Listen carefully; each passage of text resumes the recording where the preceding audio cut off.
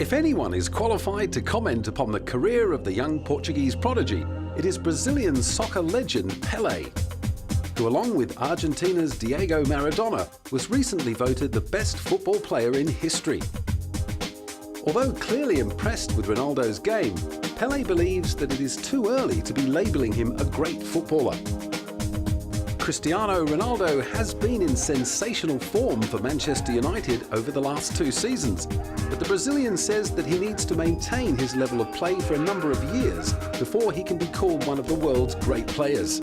Of course, Cristiano Ronaldo today is one of the good players. They play very good in England. He's a Portuguese, but to mention him one of the best players in the world, I think is very soon. Pele, who was involved in 3 World Cup victories, believes that Ronaldo has the potential to become one of the best. But at such an early stage in his career, he has to be careful to keep his mind on the game and not to peak too soon.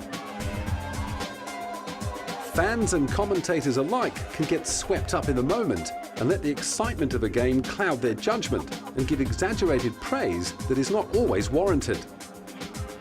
Superlatives and words such as superstar or genius get bandied around regularly by the media, and it's in the interest of sponsors to fuel the hype surrounding their big-ticket stars.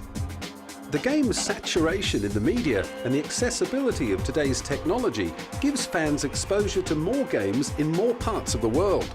And suddenly everyone has become an expert on the world game.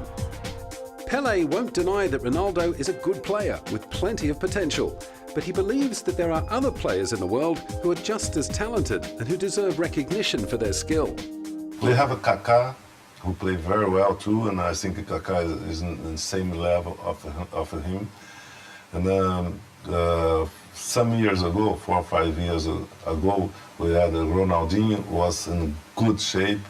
I think to compare Cristiano with the great players is too soon. We have to wait a little bit. Let's see 1 or 2 years more if they keep in the same level. With another few years behind him, Ronaldo's ultimate test will be the 2010 World Cup. Many commentators believe that no footballer can possibly earn the label of the world's best player until they have proved their ability to shine on the world's biggest stage.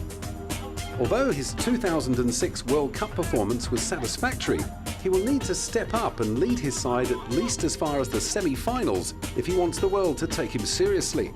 He will need to follow in the grand tradition of other greats who have stepped up in previous World Cups to prove they can lead from the front.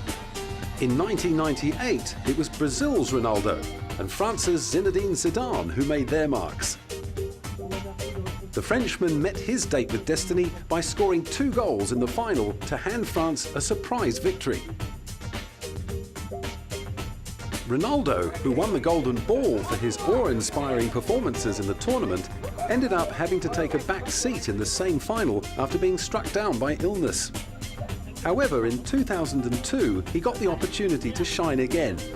This time, he kicked 8 goals on his way to helping his team win the World Cup. The Golden Ball that year was taken out by Oliver Kahn, Germany's #1 goalkeeper, who stepped up to prove himself to be one of the best goalkeepers of his generation.